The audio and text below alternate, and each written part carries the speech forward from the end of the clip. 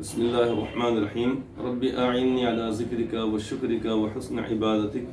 قال اللہ عز وجل انا ہدیناہ السبیل اما شاکرا و اما کفورا صدق اللہ العظیم۔ بزرگان محترم اور معزز حاضرین کرام، ہم جائزہ اگر لیں کہ دنیا میں انسان کامیاب کون ہے یا اس طریقے سے کون سا شخص فائدہ مند ہے، اگر دنیا کے مختلف لوگوں سے، سمجھدار لوگوں سے، دانش مندوں سے اگر پوچھا اگر جائے تو ہر شخص الگ الگ رائے دے گا۔ جس کسی کو مال سے محبت ہے تو وہ یہ کہے گا کہ جس شخص کے پاس مال کی بہتات ہو، مال روپیے پیسے کے خزانے ہوں، کسی قسم کی اس کے پاس روپے کی پیسے کی کمی نہ ہو، لہٰذا وہ شخص کامیاب ہے۔ جس شخص کو عہدوں اور منصبوں کی خواہش ہوتی ہے، اعلیٰ درجے کے منصبوں کی خواہش ہوتی ہے، اس سے اگر پوچھا جائے تو وہی شخص کہے گا کہ جو سب سے اعلیٰ عہدے پر فائز ہے، بلکہ کسی ملک کا وہ صدر ہے، وزیر اعظم ہے، صدر جمہوریہ ہے، سربراہ مملکت ہے یا بادشاہ ہے، اور جتنے بڑے ملک اور جتنے بڑے رقبے پر اس کی حکومت ہے تو وہ شخص کامیاب ہے۔ کوئی شخص یہ جواب دے گا۔ جس شخص کو سونے چاندی سے محبت ہوتی ہے، مال و زر سے محبت ہوتی ہے، یا اسی طریقے زمینوں اور جائیداد سے محبت ہوتی ہے، لہٰذا وہ شخص یہ کہے گا کہ دنیا کا سب سے کامیاب ترین شخص وہ ہے کہ جس کے پاس جائیداد کی کوئی کمی نہ ہو، اور ہر قسم کی جائیداد، اور اس طریقے سے چاہے وہ کھیتی باڑی ہو، مکانات ہو، دکان ہو، یا اسی طریقے جو بھی چیز ہو، جس کے پاس جتنے زیادہ ہوں گے وہی شخص کامیاب ہوگا۔ کوئی شخص یہ کہے گا کہ اگر تجارت بہت اعلیٰ درجے کی اگر ہے اور بہت زیادہ اس میں بچت ہوتی اگر ہے، اور اس کی تجارت دور دور تک ہے اور لوگ دور دور سے اس کے پاس آتے ہیں اور خریدتے ہیں، یہ اسی طریقے سے اس کا مال دور دراز کے علاقوں تک پہنچ جاتا ہے، تو وہ شخص کہے گا کہ دنیا کے اندر کامیاب شخص وہ ہے کہ جس کے پاس یعنی اس کی تجارت بہت دور دراز جاتی ہو۔ لیکن دیکھا اگر جائے تو یہ ساری کی ساری چیزیں فنا ہونے والی ہیں، ختم ہونے والی ہیں، چاہے عہدہ ہو، سلطنت ہو، روپیہ پیسہ ہو، مال و زر ہو، یا اسی طریقے سے جائیداد ہو، یا بادشاہت ہو، یا کسی ملک کی بڑے سے بڑے طاقتور ملک کی سربراہی ہو، کوئی بھی چیز ہو، لیکن یہ چیزیں فنا ہونے والی ہیں، اس لیے کہ یا تو انسان کی زندگی میں چیزیں اس سے چھوٹ جائیں گی، یا یہ کہ جیسے ہی اس کا خاتمہ ہو جائے گا، اس کو موت آ جائے گی، اب اس کے بعد یہ سارے کے سارے منصب، سارے کے سارے عہدے، یہ مال و زر، یہ روپیہ پیسہ، یہ ساری کی ساری جائیدادیں، سونا چاندی وغیرہ، ہر قسم کی نعمتیں، ہر قسم کے ساز و سامان، یہ یہاں پر چھوٹ جائیں گے۔ لہٰذا شریعت کی نگاہ میں وہ شخص کامیاب نہیں، عقل مند شخص وہ کہلائے گا۔ یہ اسی طریقے سے شریعت کی نگاہ میں وہ شخص کامیاب ہے کہ جس نے اللہ تبارک و تعالیٰ کے دکھلائے ہوئے راستے کو، یعنی ہدایت کے راستے کو جس نے اپنایا، اختیار کیا اور اس کے اوپر چلا، اور جس شخص نے ہدایت کے راستے کو ترک کر دیا، چھوڑ دیا، یا اس پر چلنے کے لیے تیار نہیں ہوا، چاہے وہ جہالت کی وجہ سے ہو یا جان بوجھ کر ہو، وہ شخص ناکام، نامراد اور خسارے میں کہلائے گا۔ کامیاب شخص وہ کہلائے گا کہ جو ہدایت کو اپنا لے۔ اللہ تبارک و تعالیٰ نے اپنے بندوں کی ہدایت کے لیے ہر زمانے میں، ہر دور میں اپنے نیک اور برگزیدہ بندوں کو، جن کو حضرات انبیاء کرام علیہم السلام کہا جاتا ہے، انہیں اللہ رب العزت نے لوگوں کی ہدایت کے لیے مبعوث فرمایا، ان کو دنیا کے اندر بھیجا، اور نہ صرف ان کو بھیجا گیا بلکہ ان کے ساتھ مختلف زمانوں میں اللہ تبارک و تعالیٰ نے اس قوم کے حالات کے اعتبار سے یا اپنے فضل و کرم اور مسئلے سے اللہ تعالیٰ نے ویسی ہی کتابیں بھی نازل فرمائی۔ مثلا کسی زمانے میں اللہ تبارک و تعالیٰ نے حضرت داؤد علیہ السلام کو زبور عطا فرمائی۔ اس زمانے اور اس دور میں جو لوگ تھے ان کے لیے ضروری تھا کہ اس آسمانی کتاب جو اللہ تبارک و تعالیٰ کے پیغمبر حضرت داؤد علیہ السلام کو دی گئی، اس پر چلنا ان کے لیے ضروری تھا۔ جیسے آج ہمارے لیے یا قیامت تک کے ہمارے لیے، آنے والے انسانوں کے لیے،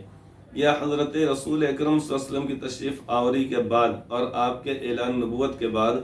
اب آپ ہی کے لائے ہوئے اس کلام پاک کو جو اللہ رب العزت نے عطا فرمایا اس پر چلنے میں جیسے نجات ہے، تو اسی طریقے سے اس زمانے میں اس دور میں زبور پر ہی عمل کرنا ضروری تھا۔ اب اس کے بعد ایک زمانہ وہ آتا ہے، یہ اسی طریقے سے جس وقت کہ اللہ تبارک و تعالیٰ نے اپنے برگزیدہ بندے حضرت موسیٰ علیہ السلام کو دنیا میں مبعوث فرمایا اور ان کو اللہ تبارک و تعالیٰ نے تورات عطا فرمائی، اس زمانے کے لوگوں کے لیے، اور ان کے بعد دنیا سے تشریف لے جانے کے بعد جب تک کہ دوسرے نبی نہیں آ جاتے ہیں اور کوئی شریعت پیش نہیں کرتے ہیں، اس وقت تک سارے لوگ اس بات کے مکلف اور پابند تھے کہ وہ تورات پر عمل کریں۔ اور جس وقت کہ حضرت عیسیٰ علیہ السلام دنیا میں تشریف لائے اور اللہ تبارک و تعالیٰ نے آپ کو نبوت سے سرفراز فرمایا اور آپ کو انجیل عطا فرمائی، اب آپ کے بعد اس سے لے کر یعنی حضرت رسول اکرم صلی اللہ علیہ وسلم کے اعلان نبوت تک اس زمانے میں، اس دور میں یا اس عرصے میں جتنے بھی لوگ دنیا میں آئے ہیں ان تمام کے لیے انجیل پر عمل کرنا ضروری تھا۔ تو کامیاب لوگ وہ کہلائیں گے کہ جو اللہ تبارک و تعالیٰ کے بتلائے ہوئے راستے پر یا ہدایت کے راستے پر چلنے والے ہوں گے۔ قرآن کریم میں سورہ بنی اسرائیل 15 پارے میں ایک جگہ اللہ تبارک و تعالیٰ نے فرمایا، اسی سے ملتی جلتی آیت کریمہ جس کا مفہوم اس سے ملتا جلتا ہے، اور یہ آیت کریمہ جو شروع میں پڑھی گئی ہے وہ سورہ دہر 29 پارے کی ہے، جس میں اللہ تعالیٰ فرماتے ہیں کہ انا ہدیناہ السبیل، بے شک ہم نے انسان کو ہدایت دے دی، سیدھی راہ کی، ہم نے اس کو سیدھا راستہ دکھلا دیا۔ انا ہدیناہ السبیل جیسا ہم قرآن کریم میں پڑھتے ہیں یا نماز کے ہر رکعت کے اندر پڑھا جاتا ہے، اہدنا الصراط المستقیم، کہ یا اللہ آپ ہم کو سیدھی راہ پر چلائیے۔ تو سیدھی راہ کون سی ہے؟ سیدھی راہ وہ ہے جو جنت میں لے جانے والی ہے، سیدھا راستہ وہ ہے جو پل صراط پر سے انسان کو آسانی سے گزارنے والا ہے، سیدھا راستہ وہ ہے کہ جس پر چلنے کی وجہ سے اللہ تبارک و تعالیٰ کے عرش کے سائے میں آخرت میں جگہ ملتی ہے قیامت کے روز، اور سیدھا راستہ وہ ہے جو حضرات انبیاء کرام علیہ السلام والا راستہ ہے، جو نبیوں اور رسولوں والا راستہ ہے، جو اللہ تبارک تعالیٰ کی رضا اور خوشنودی والا راستہ ہے۔ تو اللہ تعالیٰ فرماتے ہیں کہ انا ہدیناہ السبیل، بے شک ہم نے انسان کو ہدایت دے دی۔ ہدایت دینے کا مطلب ہم نے راستہ بتلا دیا، سیدھا راستہ، انا ہدیناہ السبیل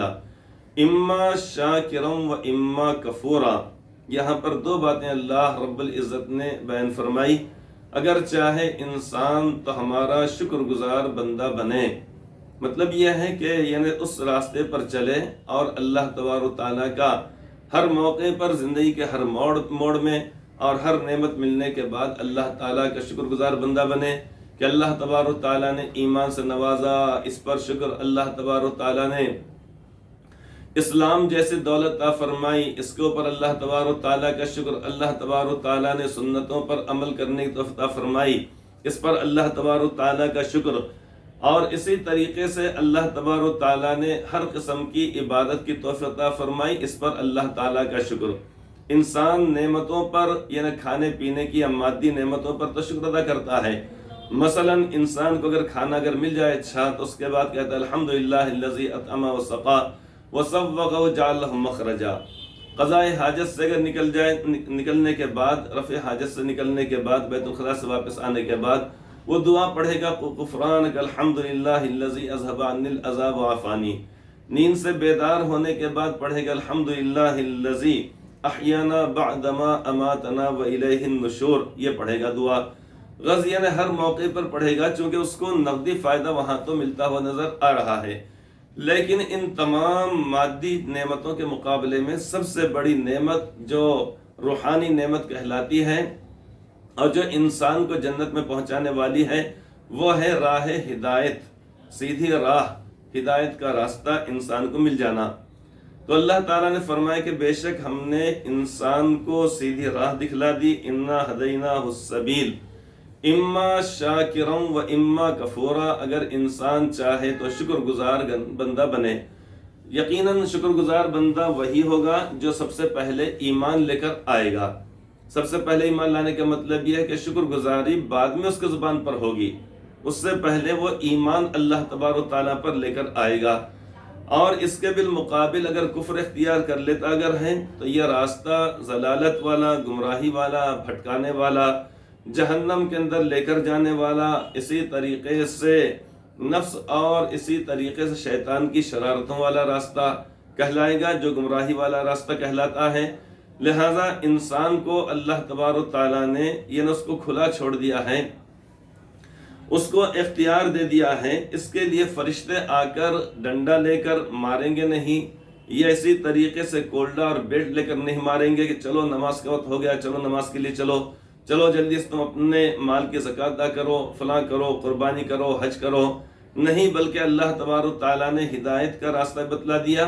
اور ضلالت اور گمراہی والا راستہ جو جہنم میں لے کر جانے والا راستہ ہے وہ بھی بتلا دیا ہے۔ لہٰذا دنیا کے اندر، دنیا کے اعتبار سے ہو یا آخرت کے اعتبار سے ہو، کامیاب شخص وہ کہلائے گا جو راہ ہدایت کو اپنائے گا، اختیار کرے گا۔ اور جو شخص ان راستوں کو، اس راستے کو چھوڑ کر اگر مال و زر کے پیچھے پڑ جائے، سلطنت حاصل کرنے کے پیچھے پڑ جائے، عہدے اور منصب حاصل کرنے کے پیچھے پڑ جائے اور یہ سمجھے کہ اس کے اندر ہی کامیابی ہے، اسی کے اندر نفع ہے،